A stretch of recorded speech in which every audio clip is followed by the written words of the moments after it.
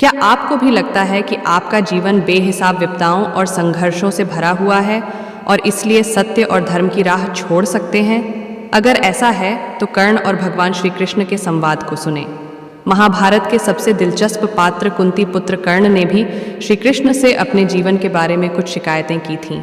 जो जवाब मिला उसे जानने के बाद आप कभी अपने संघर्षों का रोना नहीं रोएंगे।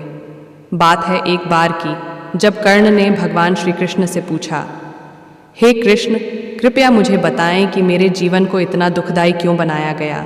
जन्म होते ही मेरी माँ ने मुझे त्याग दिया था। क्या अवैध संतान होना मेरा दोष था? गुरु द्रोणाचार्य ने मुझे सिखाया नहीं क्योंकि मैं क्षत्रिय पुत्र नहीं था।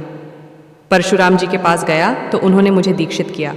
मैं खुश हुआ, लेकिन जब मैंने उनसे शिक्षा ले ली और उनकी ही रक्षा के लिए जब उन्होंने मुझे बिच्छू के डंक की मार सहन करते देखकर जाना कि मैं ब्राह्मण नहीं, तो उन्होंने मुझे श्राप दे दिया।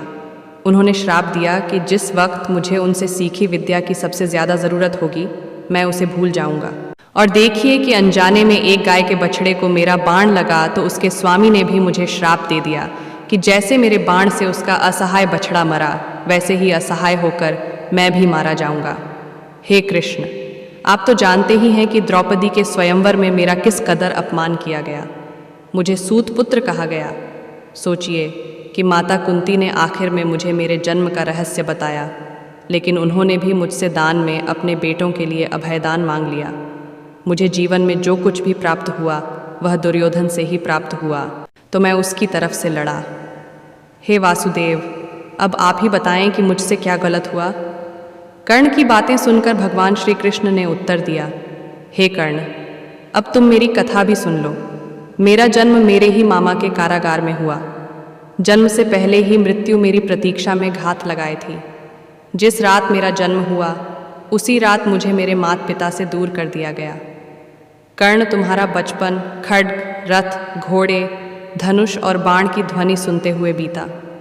मुझे गौशाला, गोबर, ग्वालों के बीच जीना पड़ा और कई प्राणघातक हमले झेलने पड़े।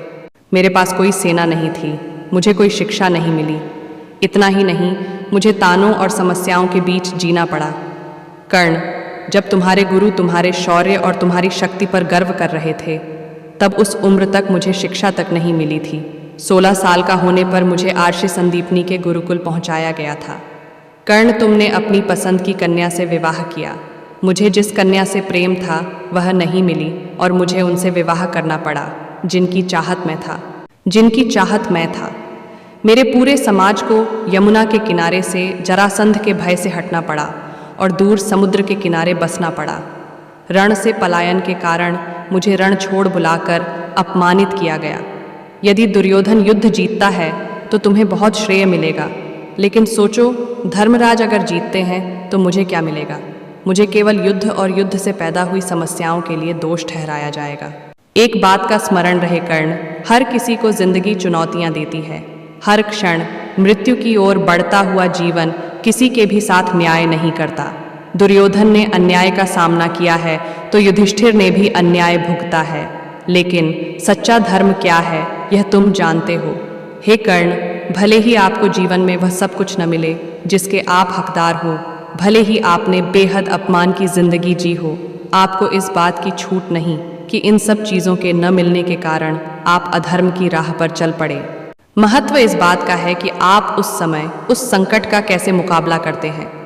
कर्ण और कृष्ण के बीच इस खूबसूरत संवाद से यह सीख लें कि जीवन में कितनी भी चुनौतियां हों, कितनी भी समस्याएं हों, सत्य का रास्ता नहीं छोड़ना है। हर स्थिति में धर्म के पक्ष में खड़े रहना है, तभी आप सही मायनों में जीवन को सफल बना पाएंगे।